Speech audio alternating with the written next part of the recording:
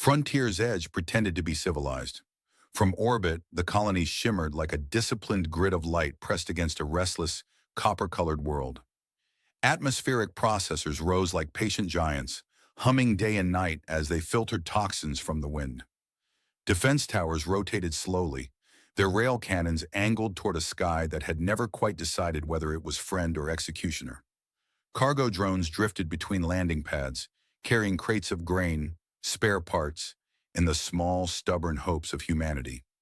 On the ground, however, civilization smelled like engine grease and overcooked protein bars. Vincent Hale stood at the edge of the western perimeter, arms folded, watching three militia recruits attempt to recalibrate a malfunctioning sentry drone. The machine hovered crookedly, its targeting lens twitching like a nervous eye. "It's not supposed to hiss at us, right?" one of the recruits asked. "No," Vincent replied calmly. "If it's hissing, it either wants maintenance or it's judging you. And I've seen that look before." The drone released a sharp burst of steam. "See?" Vincent said. "Judgment." The recruits laughed, tension breaking. They were young, most of them farmers' sons and daughters, who had traded plows for pulse rifles when raiders started probing the outer territories. Frontier's edge had survived because people like Vincent had turned civilians into something sturdier. He stepped forward, brushed a hand over the drone's casing, and connected his wrist console to its port. Lines of diagnostic code scrolled across his retinal display. A microfracture in the stabilizer ring. He sighed. "You overclocked it," he said without looking up. "We just increased efficiency by 12%, another recruit protested. "You increased it by 12%, Vincent corrected, "and reduced its lifespan by about 80. Efficiency without patience is just expensive optimism." He reset the stabilizer manually, the drone settling into a steady hover. "There," he said. "Try not to make it existential again." They saluted awkwardly. He waved it off. "Save the dramatic gestures for when something is actually exploding." Something was always on the verge of exploding. That was life on a frontier world at the edge of mapped space. The sky itself seemed unstable, streaked with electromagnetic storms that rolled across the horizon like slow-moving predators. Frontier's edge had been founded on soil rich in rare minerals and poor in mercy. Pirates, rival factions, and opportunists circled it in the dark. Vincent knew the rhythm of danger. He had worn it like armor once. The 7th Legion had taught him that. He walked back toward the settlement's central district, boots crunching against red dust reinforced with polymer mesh. The colony's main street buzzed with evening activity. Vendors displayed hydroponic vegetables beneath soft-spectrum lights. Children chased a maintenance bot that beeped in mild irritation. The illusion of normal life persisted, stitched together by routine and stubbornness. Someone called his name. "Commander Hale!" shouted Mara, one of the engineers, leaning out from a half-dismantled grav truck. "Tell me again why the Legion thought it was a good idea to design engines that require 3 degrees in theoretical physics to repair?" "Because," Vincent replied without breaking stride, "they assumed the engineers would be smarter than the soldiers." She threw a wrench at him. He caught it easily and handed it back. "I liked you better when you were deployed," she said. "I like me better when I'm not being shot at," he answered. He kept walking, but his gaze drifted upward to the sky. Old habit. The defense grid's satellites glinted faintly, invisible to most but clear to him. He had helped coordinate their placement years ago, back when Frontier's Edge was little more than a cluster of domes and hope. He no longer wore Legion armor. The matte black plating with its crimson insignia was stored away in a locker he rarely opened. But the tattoo remained. The mark of the 7th Legion curved along the side of his neck, partially hidden by his collar. Ink faded slightly with time, but still unmistakable. A stylized phoenix rising through 7 stars. He had gotten it after his 3rd campaign. A promise back then. A reminder that survival carried responsibility. Across the settlement, unnoticed, a transport shuttle descended with civilian clearance codes. It landed with a soft hiss at Pad 4. Passengers disembarked in unremarkable clothing. Traders, a medic, 2 technicians arguing about supply quotas, and 1 woman who walked with quiet precision. Her features would have passed for human at first glance. Balanced, sharp, composed. Only her ears betrayed the truth. Long and elegant, they curved slightly backward from her head, partially concealed beneath dark hair pulled tight. She wore a simple jacket, the kind settlers favored, but beneath it rested adaptive armor woven from alien alloys. Kira stepped onto Frontier's edge and felt the shift in gravity calibrate against her internal implants. The colony's atmosphere tasted faintly metallic to her enhanced senses. She cataloged entry points, security cameras, potential vantage spots. Her mission parameters scrolled briefly across her neural interface before fading. Target, Vincent Hale. Affiliation, former 7th Legion. Status, active civilian leader. Objective, eliminate. Minimal collateral. She moved through the settlement without drawing attention. Humans were perceptive in crowds, but rarely observant. She purchased a cup of synthetic tea from a vendor and listened. Names traveled easily in small colonies. Hale fixed the Western sentries. Hale organized defense drills. Hale negotiated with supply convoys. He was not hiding. She located him within the hour. He stood near the central comm tower, speaking to 2 militia captains, gesturing toward a holographic map projected from his wrist. Storm patterns shifted in translucent orange arcs across the display. If the electromagnetic surge hits early, he was saying, we reroute power to the northern shield array. I'd rather lose a warehouse roof than half the grid. One captain nodded. You really think they'll test us tonight? Vincent shrugged. I think the universe has a sense of humor. It waits until you're comfortable, then reminds you you're not. Kira observed from the shadow of a supply crate. Her heartbeat remained steady, her breathing controlled. She had studied his combat record, efficient, disciplined, statistically dangerous. Removing him would destabilize the colony's defensive coordination. She felt nothing personal. Assassins did not afford themselves that luxury. Vincent dismissed the captains and turned, stretching his shoulders as if shaking off invisible weight. For a moment his gaze drifted toward her direction. Not directly at her, just scanning, the way trained soldiers did. She adjusted her posture, blending with passers-by. He yawned. The most wanted man in her mission file yawned like someone who had skipped lunch. He rubbed the back of his neck absently, fingers brushing the edge of his collar. The tattoo caught a fragment of sunlight. Kira's eyes narrowed slightly.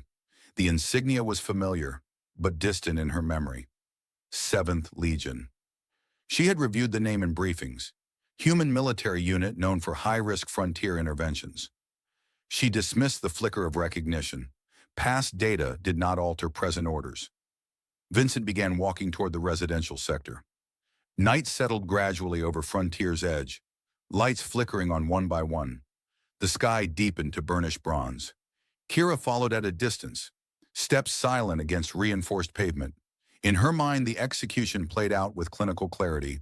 Entry point, neutralization, exit, transmission of confirmation code. Simple, clean, necessary. Vincent paused outside a modest housing unit and glanced at the stars again. Try not to explode, he muttered softly to the sky. Kira almost smiled. Then she focused. By this hour tomorrow, Vincent Hale would be dead, and Frontier's Edge would never quite know why. Night on Frontier's Edge did not fall, it assembled itself. One by one, lights flickered across the settlement, thin beams cutting through copper dusk. The wind shifted, carrying charged dust along the outer perimeter fences. Above, ion storms braided themselves into distant, silent lightning. Kira watched Vincent's housing unit from the shadow of a power conduit tower. Her retinal display mapped the structure in layered transparency. Thermal signatures, motion patterns, electronic locks. Modest home, reinforced door, internal security minimal. He relied on perimeter defenses and reputation more than paranoia. That would make this easier. She adjusted the adaptive mesh beneath her jacket. The fabric shimmered faintly and then synchronized with ambient light, bending perception around her form. To an untrained eye, she would appear as a distortion at worst, a trick of tired vision. Inside, Vincent moved casually from room to room. He set his boots near the door with deliberate care, as though even his footwear followed regulations. A kettle hummed in the kitchenette. He spoke aloud to no one in particular. If this is another power fluctuation, he said mildly, I'm blaming the recruits. Kira slid along the side wall, fingers brushing the access panel. Her wrist implant extended a filament-thin probe into the circuitry. The lock disengaged without sound. She stepped inside. The door sealed behind her with a whisper. Vincent stood at the counter, pouring hot water into a dented metal cup. He did not turn immediately. "If you're here to sell me upgraded shielding," he said, "I already told Mara I'm not buying anything that glows in the dark." Kira froze, blade forming silently from the housing at her wrist. A narrow arc of shimmering energy hummed into existence, barely audible. Vincent turned then. His eyes widened only slightly, enough to acknowledge the presence of a figure materializing 3 steps away, half wrapped in bending light. "Well," he exhaled, "you're not Mara." The blade angled toward his throat. Kira's voice was calm, precise. "Vincent Hale." "That depends," he replied. "Is this about taxes?" The faintest twitch crossed her expression. Humor was not in her operational brief. "You served in the 7th Legion," she stated. "Guilty," he said, "although I prefer formerly enthusiastic." "Confirm." "Yes." He lifted his hands slowly, careful, controlled. No sudden movements. His gaze never left hers. "Former strike unit, frontier interventions, disaster relief when we weren't busy getting shot at." Her blade edged closer, humming softly. The air between them vibrated. "Remain still," she ordered. "I was planning to," he said. "Moving seems unwise." He shifted slightly to set his cup down, steam curling between them like a confused mediator. "Can I at least finish my tea before you do whatever dramatic thing you're here to do?" he asked. "You are not in a position to negotiate." "True," he conceded, "but it feels polite to ask." She stepped closer. Now she could see him clearly, lines at the corners of his eyes, the wear of a soldier who had lived long enough to outgrow his armor. No visible weapon within reach. Her implant projected biometric readings. Elevated heart rate, controlled breathing, not panicked, interesting. "You are aware," she said evenly, "that eliminating you will destabilize this colony's defensive coordination." "That's oddly specific," he replied. "You sound like a report." Silence settled, heavy but not yet violent. Then he reached up, slowly, deliberately, and tugged the collar of his shirt aside. The tattoo was fully revealed.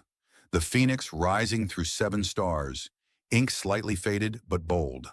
The hum of her blade faltered. Memory struck without warning. Fire raining from the sky. Metal hulls descending through smoke.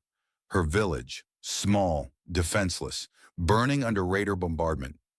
She had been a child then, clutching her younger brother's hand, hiding beneath shattered transport debris. She remembered the sound first. Human dropships cutting through the chaos with defiant engine roars.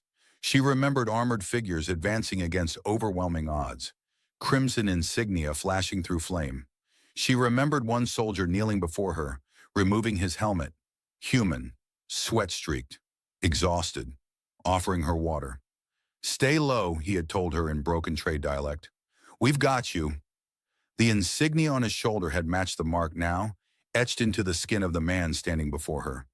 The blade trembled. Vincent noticed. He did not understand why, but he noticed. "Something wrong?" he asked quietly. Her voice, when it came, was no longer perfectly steady. "Where did you receive that mark?" "After my 3rd campaign," he said. "Unit tradition. We survived something we weren't supposed to." "Describe the campaign." He blinked. "That's an unusual request from someone threatening my life." "Answer." He hesitated, then shrugged slightly. "Outer Rim Settlement. Mixed species village. Raiders hit hard. We responded late. Too late for some." His gaze shifted briefly, distant. "We extracted survivors. Evacuated children first." Her grip weakened. He continued slowly, unaware of the storm unfolding in her mind. "I don't remember every face. There were too many. But I remember thinking the raiders underestimated how stubborn we were." She inhaled sharply. Too many faces. He did not remember. Of course he did not. To him it had been one mission among dozens. To her it had been the dividing line between life and extinction. "You do not recall a child with—" She stopped herself. Vincent tilted his head. With long ears? He asked gently. Her eyes snapped to his. I've met a few, he said. Frontiers don't discriminate much. The blade flickered, destabilizing as her neural control wavered. You were ordered to eliminate me, he said carefully. It was not a question. Yes, because of the Legion. Because of your influence. He nodded once, absorbing that. Well, that's flattering in a grim way. The blade remained inches from his throat, but it was no longer certain. Kira's training screamed at her to complete the objective. Orders were structure, structure was survival, hesitation was weakness. Yet another voice, older, quieter, rose within her. Honor. The Legion had saved her people without negotiation, without expectation of reward. They had fought raiders not because it was profitable, but because it was right. The man before her bore their mark. You do not remember us, she said. Vincent's expression softened, confusion giving way to understanding. Your village, he murmured. Flames. Smoke. A small figure staring up at him. He searched his memory, straining. I'm sorry, he said honestly. I wish I did. The apology disarmed her more effectively than any weapon. He studied her face now, really studied it. The shape of her ears, the tension in her shoulders, the conflict in her eyes. If I saved you, he said slowly, I'm glad. You were doing your duty, she replied. Sometimes duty lines up with decency, he said. Best days of the job. Silence stretched. The blade's hum faded, shrinking until it vanished entirely. Her arm lowered. Vincent exhaled. Just a fraction. Well, he said softly, that's encouraging. She stared at him, disbelief and fury and gratitude tangled beyond clean separation. I was sent to kill you, she said. There will be consequences for failure. There usually are, he replied.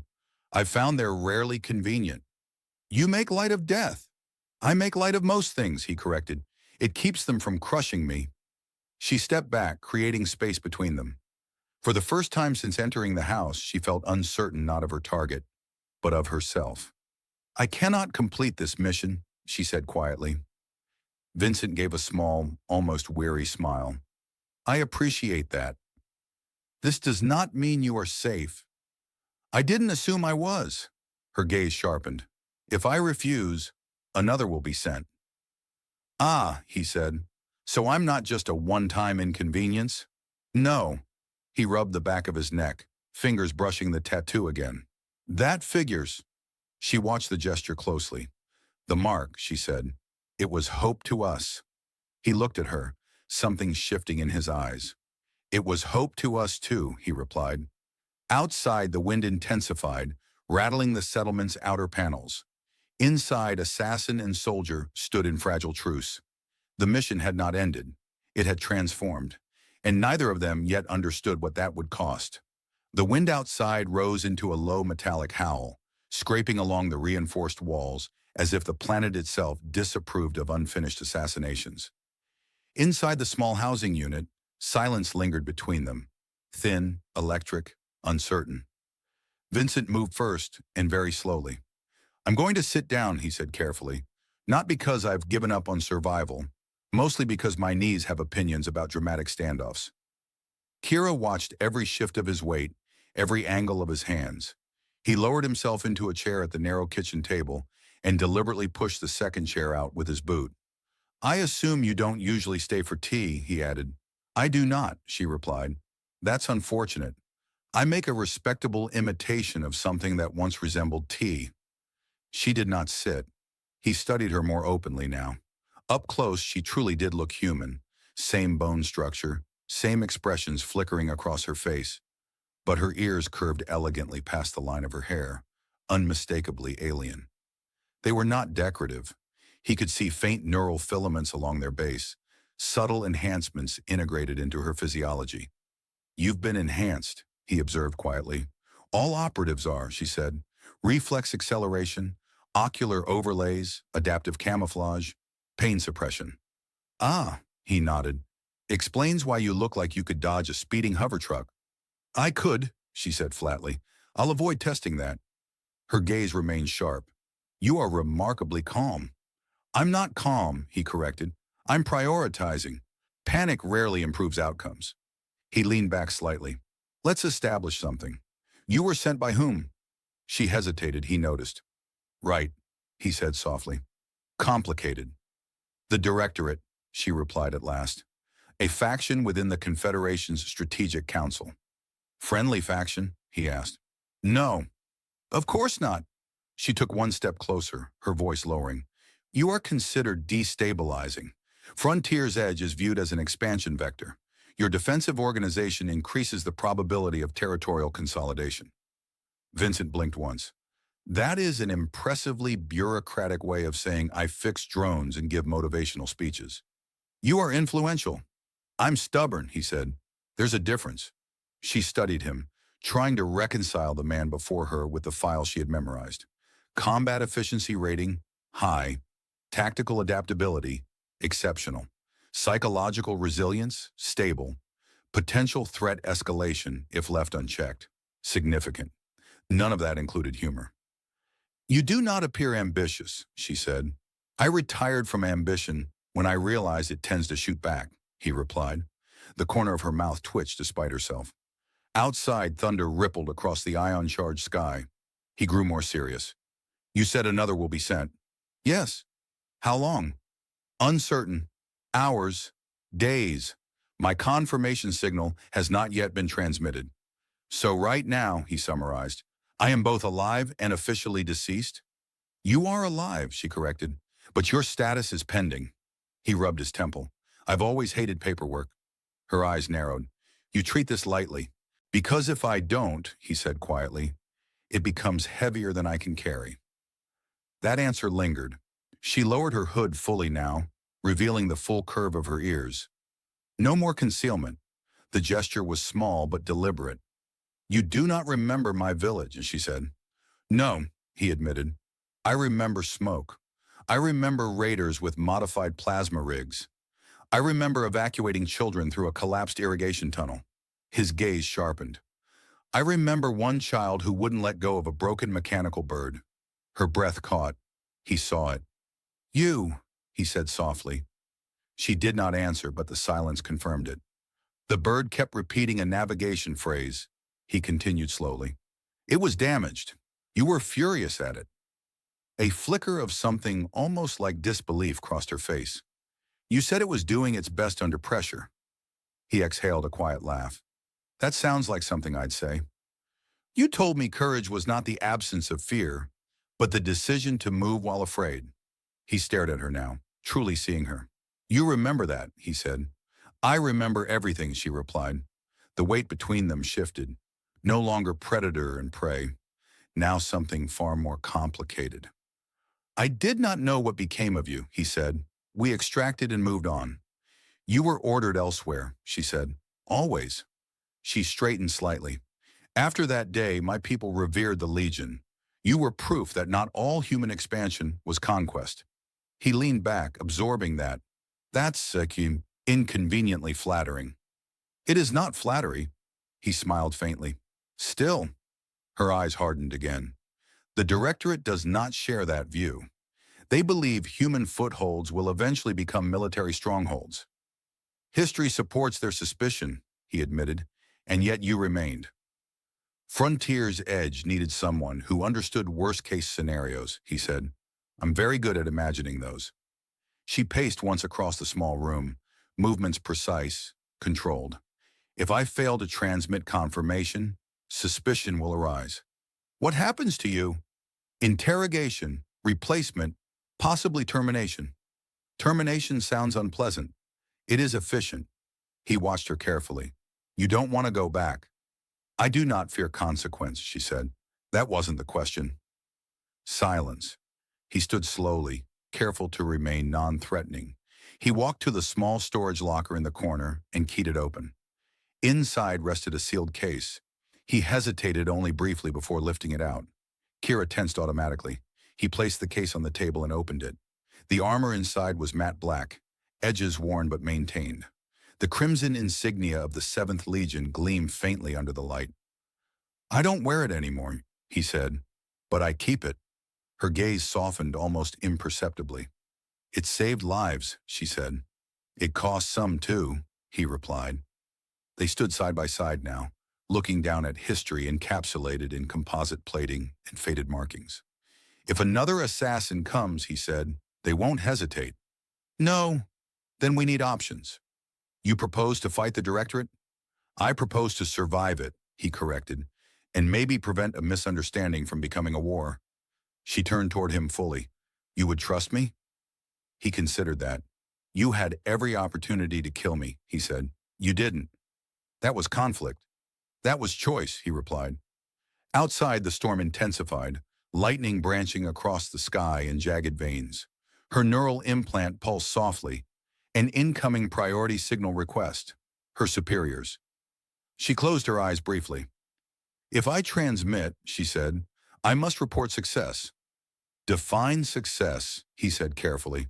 Her eyes opened sharp again, but different now. Not predatory, strategic. We could falsify biometric data, she murmured. Simulate termination. Vincent blinked once. You're suggesting I die? Temporarily. He let out a slow breath. I've always wanted to attend my own memorial. This is not humor, she said. No, he agreed, but it helps. She stepped closer, lowering her voice. If they believe you eliminated, immediate escalation may pause. It buys time. For what? For me to uncover why they targeted you specifically. And if they discover the deception, then we both become liabilities. He gave a small, resigned nod. I've been called worse. The wind slammed against the structure, lights flickering. She extended her wrist and projected a faint holographic interface between them. Schematics, communication nodes, timing windows. We must act before dawn, she said. He looked at the shifting data, then at her. You came here to kill me, he said quietly. Yes. And now you're planning my fake death. Yes. He allowed himself a faint grin. Frontier's Edge is going to be very confused. For the first time, she almost laughed. Humans are often confused, she said. True, he replied. But we're persistent. They stood facing each other in the small, storm-lit room, assassin and soldier, bound now by memory and necessity. Outside, thunder rolled. Inside, a new alliance formed, fragile but deliberate. And somewhere far beyond Frontier's Edge, unseen eyes waited for confirmation that had not yet come. The storm did not pass by morning. It thickened. Copper clouds pressed low over Frontier's Edge, charged with static that made the colony's shield grid hum in uneven pulses. Vincent stood on the roof of the comm tower with Kira beside him, wind snapping at their clothes as if trying to remove them from the decision entirely. Below them, the settlement moved in tense routine. Farmers secured hydrodomes. Mechanics checked atmospheric filters. No one yet knew that by nightfall their unofficial guardian might be officially dead. Vincent squinted against the wind. If we're staging my dramatic demise, he said, I would prefer something dignified, not slipping on a maintenance ladder. You will not slip, Kira replied evenly. You will perish in a reactor cascade. He glanced at her. That sounds expensive. It will be simulated. That's slightly comforting. She projected a three-dimensional schematic into the air between them. A blue lattice of light unfolded, mapping the colony's secondary fusion relay on the western edge. We trigger a controlled overload signature, she said. My equipment can replicate your biometric patterns for 12 seconds, enough to register fatal neural disruption. 12 seconds, he murmured. I've had conversations longer than that about lunch. She ignored the comment. The Directorate requires data confirmation, heat spike, cardiac termination, no body necessary in high-yield events. Vincent studied the projection. And you're certain this won't accidentally vaporize anything important? I am precise, she said. I've noticed. The wind shifted violently, almost knocking him off balance. Kira steadied him without thinking, her hand firm on his arm. For a brief second, they were closer than strategy required. He cleared his throat. You know, most alliances start with less attempted homicide. You are unusually adaptable, she replied. Occupational hazard. She withdrew her hand, but the contact lingered in memory. Below them, the shield grid flared as lightning struck somewhere beyond the perimeter. Vincent's gaze sharpened. That storm's going to mask any unusual energy readings. Yes, she said. It is advantageous. Frontier's edge rarely does us favors, he said. I'm suspicious. You distrust coincidence. I distrust everything that arrives on schedule. She almost smiled. They descended from the tower and moved toward the fusion relay facility. Vincent transmitted a routine maintenance notice to the colony network, his tone calm and annoyingly casual. Routine recalibration, he said over the channel. If anyone sees sparks, assume they're artistic. Mara's voice crackled back. If you blow up my power grid, I'm haunting you. Noted, he replied. Inside the relay facility, the air was warm with contained energy. Cylindrical reactors hummed, magnetic containment rings glowing faintly blue. Kira moved with fluid precision, deploying slender devices no larger than coins along structural supports. Signal amplifiers, she explained. They will exaggerate the overload profile. Ah, he said. Fake enthusiasm for a very real explosion. Simulated explosion. Right, I enjoy living. Continue. She accessed the main console, interfacing her implant with human code in seamless translation. Data streams cascaded across the display. Energy levels, atmospheric interference, biometric channels. Vincent watched her work. You're very good at this, he said. I was designed to be, she replied. Designed, he repeated thoughtfully. You ever get tired of that word? Her fingers paused for a fraction of a second. Yes, she said quietly.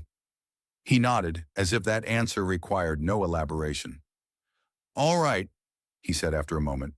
Walk me through my tragic and heroic end. She turned slightly toward him. At my signal, you will stand within the marked radius. A faint circle of light appeared on the floor. I will initiate a controlled energy spike. My implant will broadcast your neural pattern. Wait, he interrupted. You copied my neural pattern? When you stood near me earlier, she said matter-of-factly. He stared at her. You scanned my brain without asking? You were moments from death, she replied. Consent was not prioritized. He sighed. Fair. She continued, unfazed. The spike will appear catastrophic. I will transmit confirmation to the Directorate. You will fall. I'm excellent at falling, he assured her. Ask any staircase. Her gaze flicked toward him, incredulous. You joke inappropriately, she said. I cope creatively. Outside, thunder cracked again, shaking the facility. Kira's implant pulsed. A priority request from the Directorate. They are impatient, she murmured. Tell them I'm stubborn, Vincent suggested. I will tell them you are deceased. He stepped into the illuminated circle on the floor. There was no ceremony, no dramatic speech, just the low hum of reactors and the distant roar of a storm. Before we do this, he said quietly, if this goes wrong, it will not. If it does, he insisted, make sure the colony doesn't pay for it. Her eyes held his. I did not spare you to fail now, she said. That was the closest she had come to admitting motive.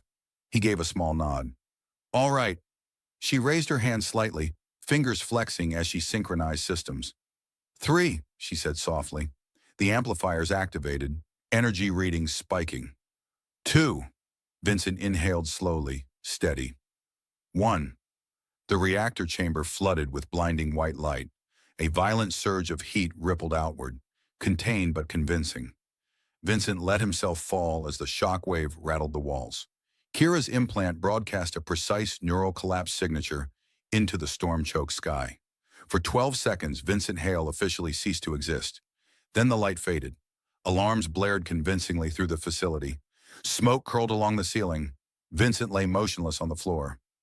Kira knelt beside him, placing 2 fingers against his neck, not to check life, but to simulate its absence. Her implant transmitted final confirmation. Target eliminated. Mission complete. A brief pause. Then an acknowledgement pulse returned. Cold, clinical, satisfied. She exhaled slowly. Vincent's eye opened a fraction. How convincing was I? He whispered. Very, she said. Do not move yet. Always wanted to be dramatic, he murmured faintly. Footsteps echoed in the corridor outside. Colony engineers responding to the alarm. Kira stood swiftly, activating a secondary projection. The space around Vincent shimmered, masking his living body with the illusion of charred debris. Mara burst into the chamber with two technicians. What in? She stopped, staring at the aftermath. Vincent? Kira's voice was steady, composed. Reactor surge. He absorbed the primary discharge. Mara's face went pale. He rerouted it manually, Kira added. Prevented grid collapse. The lie slid into place with uncomfortable ease. Mara swallowed hard. That idiot, she whispered. He'd do that. Kira inclined her head solemnly. Behind the illusion, Vincent remained silent. Outside, the storm began to weaken. Above the colony, the Directorate received confirmation that Vincent Hale was dead. Inside the relay facility, beneath smoke and false ruin, the man in question lay very much alive, unaware that the acknowledgement signal sent back from orbit carried something else hidden within it. A trace, a question, and the subtle implication that the Directorate did not entirely believe what it had just been told. The smoke cleared faster than the consequences. Vincent remained motionless until the last engineer left the reactor chamber and the emergency lights shifted from crimson to a dull amber. Kira stood near the entrance, posture rigid, eyes unfocused for a fraction of a second as streams of encrypted data moved through her neural interface. They accepted the termination signal, she said quietly. Accepted? Vincent murmured from beneath the projection field. That sounds temporary. It is. He pushed himself up slowly, brushing imaginary ash from his sleeve. The holographic debris dissolved around him, revealing a very much intact former soldier. I always suspected my obituary would be shorter, he said. Did they at least compliment my dramatic exit? They requested supplementary confirmation. Of course they did. Kira stepped closer, lowering her voice. There was a trace embedded in the acknowledgement. A trace, he repeated. As in, they're tracking something? As in, they are verifying me. He exhaled through his nose. So your supervisors don't entirely trust you. They trust results, she replied, and I have provided one. Just not the one they expected long-term. Her gaze sharpened. They suspect hesitation? Vincent leaned against the reactor console, thoughtful. The chamber still hummed with residual heat, but the danger had passed, at least the theatrical version. So what now? He asked. I'm officially dead. Do I haunt the colony dramatically? Whisper tactical advice through vents? You will disappear, she said, until we understand the Directorate's next action. He nodded slowly. They'll send another operative. Yes. More patient than you. Less conflicted. He gave her a sideways look. I'll take that as a compliment. Outside the facility, word had already begun spreading. Vincent Hale had sacrificed himself to prevent catastrophic grid failure. The story was efficient, heroic, believable.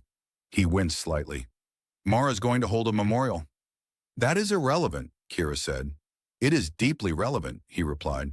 She'll make a speech. It'll be terrible. Her eyes flicked toward him. You are concerned about speech quality? I have standards. Despite herself, she let out a faint breath that might have been the beginning of a laugh. Her implant pulsed again. She closed her eyes briefly, accessing the signal. This one was not formal acknowledgement. It was internal. Shadow channel traffic between Directorate analysts. They are dispatching a secondary operative, she said. How long?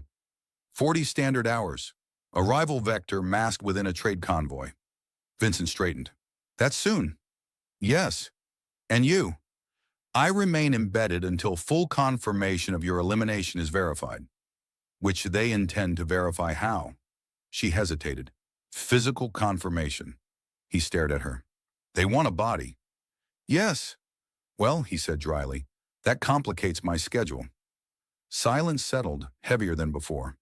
Kira paced once across the reactor chamber, boots echoing softly. We require a substitute. I'm flattered, he said, but I don't know many volunteers for that role. Biomimetic constructs, she replied. Your colony possesses limited fabrication capacity. He considered that. We could print a body. Yes, that's unsettling. It is practical. He rubbed the back of his neck, fingers brushing the Legion tattoo again. You're asking me to watch my own corpse be delivered. I am asking you to survive. He nodded once. All right, let's disturb me properly. They moved quickly. Vincent accessed restricted fabrication units beneath the colony's medical wing. using administrative overrides he had installed years earlier. Just in case. The chamber smelled faintly sterile, lit by soft, white panels. You plan for many contingencies, Kira observed. Frontier life, he replied. If you don't prepare for absurd scenarios, they invent themselves. She interfaced with the medical fabricator, uploading the neural and physiological data she had already copied. A translucent humanoid form began assembling inside the chamber, layer by layer: synthetic tissue, reinforced bone lattice, dermal replication. Vincent folded his arms, watching his own duplicate take shape. That's, uncomfortable, he admitted. It will not possess consciousness, she said. Comforting. The construct's neck displayed the faint outline of the 7th Legion tattoo. He winced. Even the tattoo? They will expect it. Of course they will. Hours passed as the fabrication completed. Meanwhile, the colony held a subdued vigil outside the reactor facility. Vincent monitored it remotely through internal cameras. Mara stood at the center of the gathering, speaking too loudly and gesturing too dramatically. I told him, she said, voice breaking, that one day he'd blow something up just to prove he could. Vincent sighed. I told you. Kira glanced at him. You find this amusing? I find it tragic, he said softly, and slightly inaccurate. Her gaze lingered on his face a moment longer than necessary. The construct finally stabilized, lying motionless in the chamber. Convincing, charred, identifiable. Kira assessed it with clinical precision. It will pass preliminary scans. Preliminary, he echoed. The second operative will conduct more invasive verification. Define invasive. Genetic sampling, he grimaced. You're thorough. We are efficient. He looked at the artificial body again. And after they confirm, the Directorate will consider the matter resolved. And Frontier's Edge? You remain a ghost, he nodded slowly. I've always wanted flexible hours. She deactivated the chamber and signaled the colony authorities to retrieve the remains. The story of sacrifice solidified into official record. But as the trade convoy entered system ahead of schedule, Kira's implant registered something unexpected. An encrypted subroutine piggybacking on her earlier transmission. She froze. What? Vincent asked. They embedded a loyalty audit, she said quietly. A behavioral analysis tied to my mission. That sounds ominous. It is. The subroutine analyzed her neural activity during the termination sequence. Micro-hesitations, emotional fluctuations, deviations from standard assassin response profiles. Vincent exhaled slowly. They're checking if you hesitated. Yes. And did you? She looked at him. Yes. The word hung between them, like a fragile confession. He gave a small, steady nod. Then we'd better give them something else to focus on. Outside, the convoy's engines flared against the thinning storm clouds. The secondary operative had arrived, and this one would not be interested in staged heroics or convenient explosions. Kira straightened, composure returning like armor snapping into place. Stay hidden, she said. He met her eyes. You came here to kill me. Yes. And now you're risking everything to keep me alive. She did not answer. The colony lights flickered as the convoy docked. Somewhere in orbit, Directorate sensors began scanning for inconsistencies. And beneath the medical wing, beside a fabricated corpse bearing his own face, Vincent Hale prepared to confront the consequences of a death that was not quite convincing enough. The trade convoy entered Frontier's Edge with polite lights and suspicious silence. 3 cargo freighters, 1 escort cutter, all broadcasting standard commercial identifiers. To most of the colony, it was routine. Spare reactor coils, medical supplies, luxury fruit that tasted vaguely like optimism. To Kira, it was a blade wrapped in shipping manifests. She stood at the landing platform as the primary freighter settled with a low hydraulic sigh. Wind tugged at her jacket, but she did not adjust it. Her posture was neutral, observant, indistinguishable from any off-world contractor. Inside the medical wing, 2 levels below ground, Vincent watched through a patched security feed. The image flickered slightly, storm interference lingering like an afterthought. That's your replacement? He murmured into the discreet comm bead Kira had given him. Yes, she replied without moving her lips.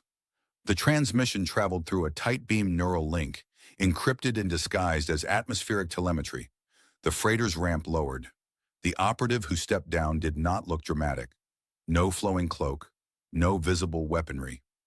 Just a tall figure in plain expedition attire, hair tied back, expression mild to the point of boredom. "That's unsettling," Vincent whispered. "I prefer obvious villains." "He is Directorate Tier 1, Kira said. "They do not require theatrics." The operative scanned the platform once, eyes lingering on Kira. "Kira Valen," he said calmly. "Confirmation of mission success has been received." "Confirmed," she replied. Vincent could almost hear the neutrality in her voice.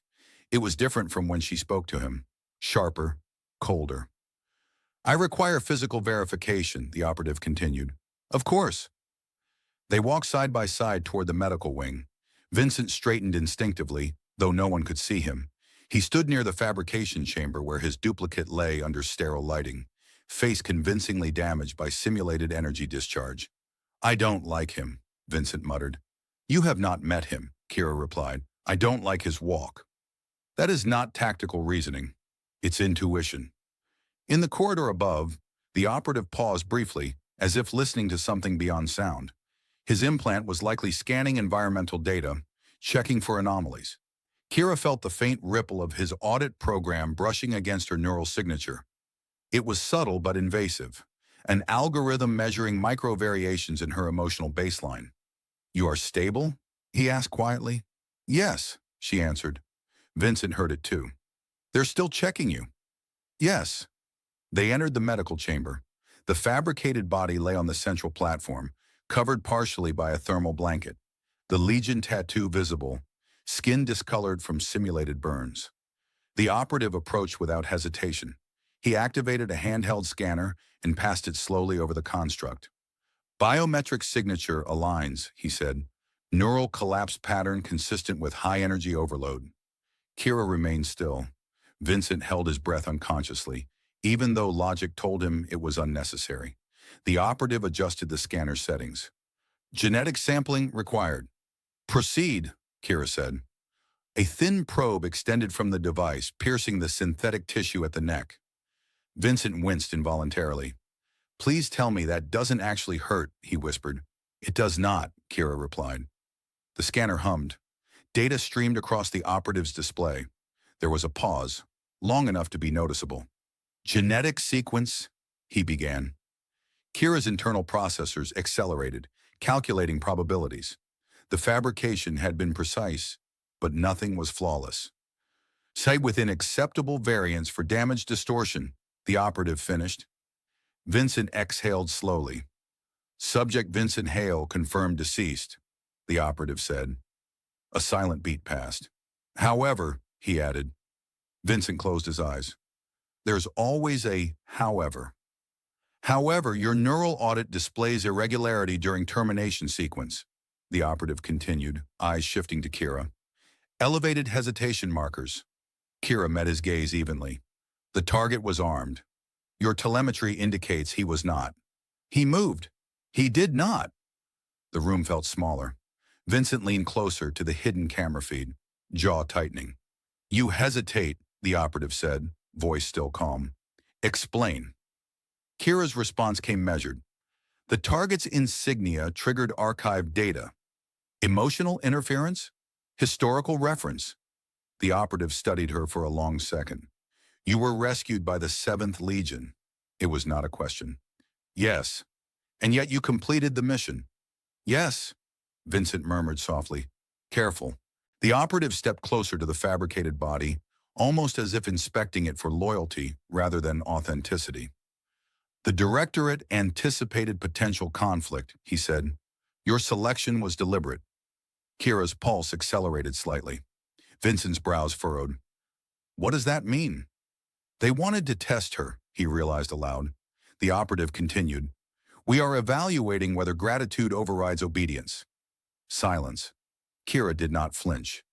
"My duty is to the Confederation," she said. "And the human?" the operative asked.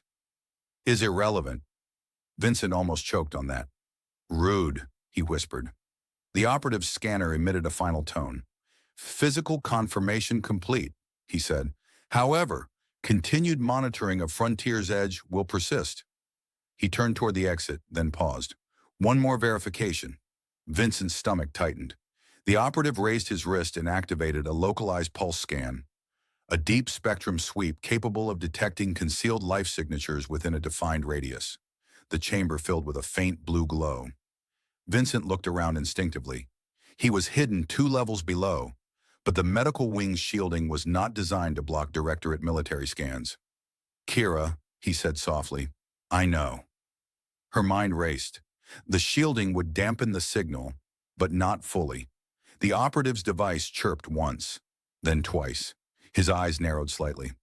Residual biosignature detected, he said. Vincent froze. Kira stepped forward calmly. Contamination from fabrication residue, she said. The construct retains active cellular mimicry for structural stability. The operative considered this. Prove it. Vincent mouthed something unrepeatable. Kira moved to the chamber controls and deactivated the construct's cellular matrix stabilization. The artificial body began to deteriorate visibly, skin graying, structure collapsing into inert composite.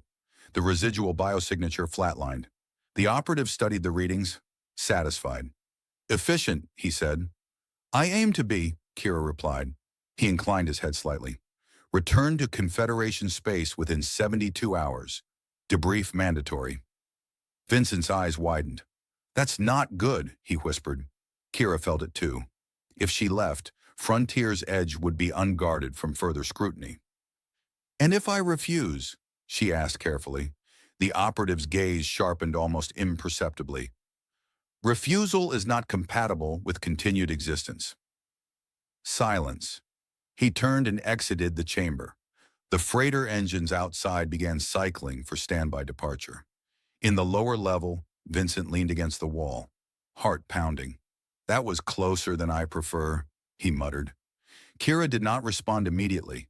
Her neural interface buzzed with Directorate directives. Travel coordinates, debrief protocols, psychological assessments. She stood in the quiet medical chamber, staring at the collapsing remnants of Vincent's artificial corpse. You have 72 hours, he said softly through the comm. Then they expect you home. Yes. And if you go, I will be contained. And if you don't, I will be hunted. He let out a slow breath. Well, he said gently, at least we've narrowed down the options. Outside, the convoy prepared to depart. Inside, beneath sterile lights and fading illusions, the choice ahead no longer belonged solely to orders or gratitude. It belonged to survival, and to something neither of them had yet fully named. The convoy did not leave immediately. Tier 1 operatives rarely trusted first impressions, even when scanners confirmed them. The escort cutter lingered in high orbit, running silent sweeps across Frontier's Edge like a suspicious eye that refused to blink. Vincent stood in the dim storage chamber beneath the medical wing, arms folded, listening to the faint vibration of distant engines through reinforced concrete. 72 hours, he said quietly. That's generous by assassin standards. Kira stood opposite him, posture straight, face composed in that careful neutrality she wore like armor. It is not generosity, she replied. It is evaluation. Same difference in a more threatening font. She almost smiled. The Directorate's debrief coordinates pulsed faintly in her implant, a reminder of where she was expected to be. Return, report, submit. Instead, she was standing beside the man she had been sent to kill, considering open defiance of the most powerful strategic body in her civilization. You could still go, Vincent said after a moment. And say what? She asked. That you did your job. That I'm dead. That Frontier's Edge is one less concern. Her gaze sharpened. You are not a concern. According to your Directorate, I am a memo with legs. Silence settled, thoughtful rather than tense. Above them, Mara's voice echoed faintly through the corridor as she coordinated repair crews. The colony had stabilized after the staged reactor surge. The shield grid held. The farms were intact. Life inconveniently continued. I intercepted something else, Kira said finally. Vincent looked up. That rarely precedes good news. Before the operative arrived, I accessed a shadow channel within Directorate traffic. The order to eliminate you did not originate solely from territorial fear. He frowned. Then what? An extremist bloc within the Confederation has been pushing for preemptive conflict. They require provocation. By removing stabilizing figures, he finished. Yes. He exhaled slowly. So my death was supposed to spark something. A retaliatory investigation, escalation, defensive mobilization, misinterpretation on both sides. And war, he said quietly. Yes. He ran a hand through his hair, thoughtful. That's ambitious. It is calculated. He looked at her steadily. And now the Directorate believes you eliminated. The extremist bloc believes its catalyst is gone. But you don't think they'll stop. They will attempt another method, he nodded once. Then we don't just survive this, we expose it. She studied him carefully. That would require evidence from within Confederation networks. And you have access. For now. The weight of her choice hung heavy. If I return for debrief, she said, I can access restricted archives, prove the extremist bloc's manipulation. And walk into containment, he added. Yes. He considered that. You're good, but you're not invincible. No, she agreed. A slow idea formed in his expression. What if you do return, he said, but not alone. Her eyes narrowed slightly. Humans cannot enter Confederation core space without detection. Officially, he said, but unofficially? She understood then. You would accompany me. As cargo, he said lightly. I've always wanted to see the galaxy from inside a crate. This is not humorous. It's a little humorous. She stepped closer. You would risk capture. You risked yours for me, he replied simply. That stopped her. Outside, thunder rumbled faintly. Less violent now, more distant. You owe me nothing, she said. I know, he answered. That's why it counts. Silence stretched between them, no longer sharp with suspicion, but softened by shared decision. I was trained to eliminate variables, she said quietly, to ensure stability through precision. And now? He asked.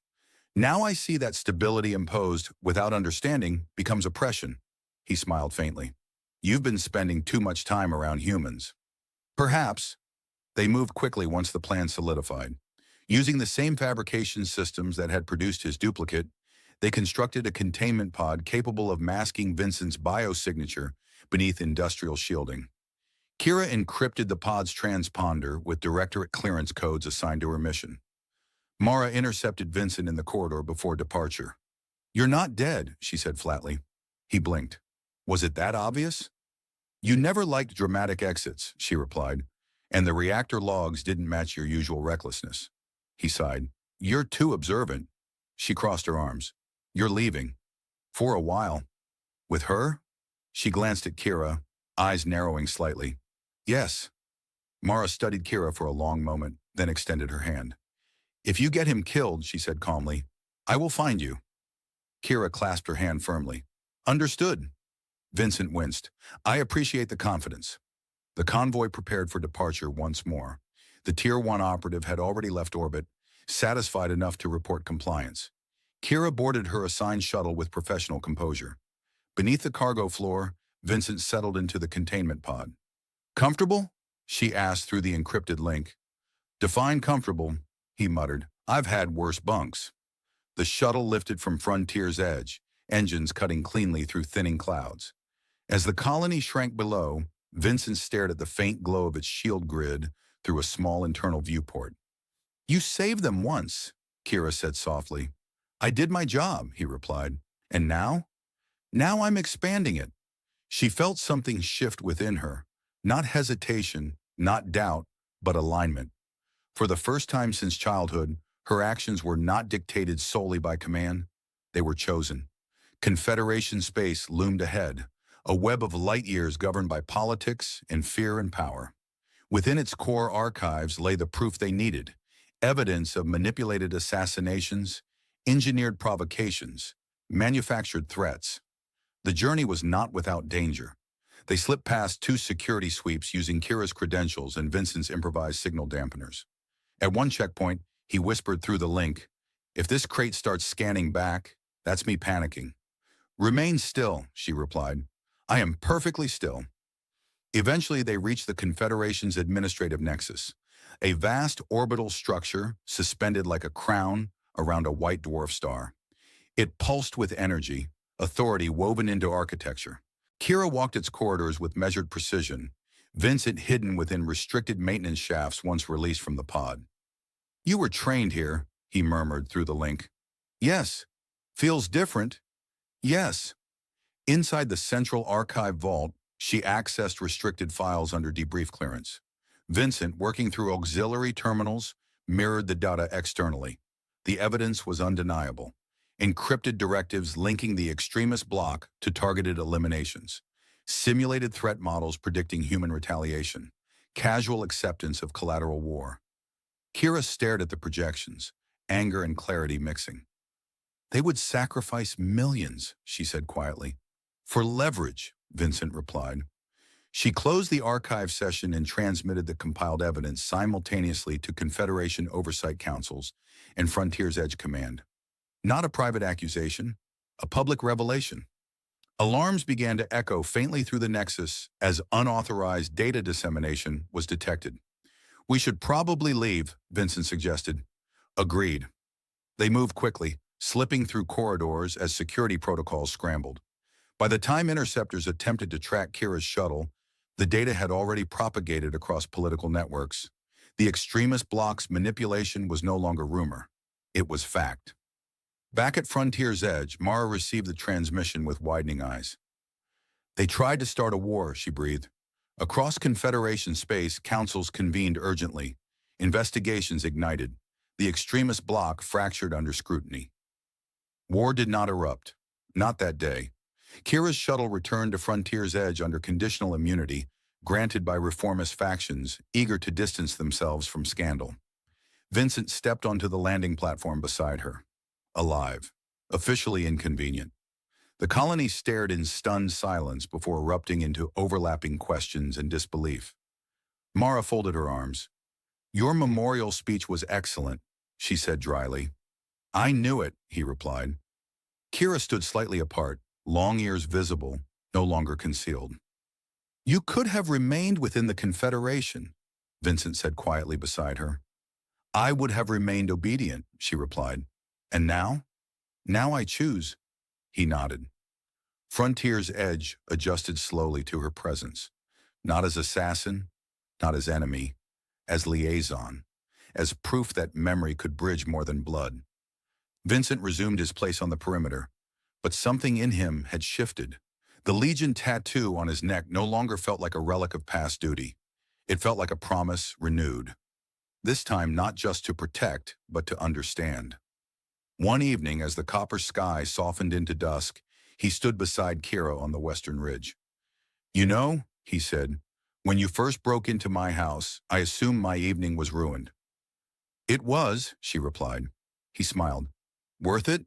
He asked. She considered the colony lights flickering below, the storm clouds finally dispersing beyond the horizon. Yes, she said. Above them, satellites rotated steadily, no longer poised for immediate retaliation. The galaxy remained uncertain, but on Frontier's Edge, at least for now, enemies had chosen something else, and that choice echoed farther than any weapon ever could.